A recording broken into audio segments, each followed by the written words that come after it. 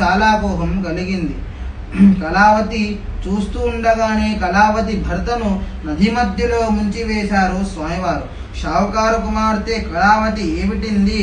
నా భర్త ముందే నా కళ్ళ ముందే నా భర్త చనిపోవడం అమ్మా, ఇక నాకు సౌభాగ్యాన్ని ఇచ్చేవాళ్ళు ఎవరు? నా భర్త లేని జీవితం నాకు వద్దనుకొని తాను కూడా నదిలోకి చనిపోవడానికి వెళ్తుంది. అప్పుడు ఆకాశవాణిగా స్వామివారు అంటున్నారు, కళావతి, నీవు నా వ్రతం చేశావు, ప్రసాదం తిన్నావా? ప్రసాదం తినకుండా వచ్చావు కాబట్టి నీ భర్తను చూడలేకపోయావు. అయినా నా వ్రతం చేయడం ఎంత ముఖ్యమో నా ప్రసాదం తినడం అంతకన్నా ముఖ్యము. ప్రసాదము తిని వస్తే నీ భర్త నీకు దక్కుతున్నాడని ఆకాశవాణిగా స్వామివారు చెప్పారు.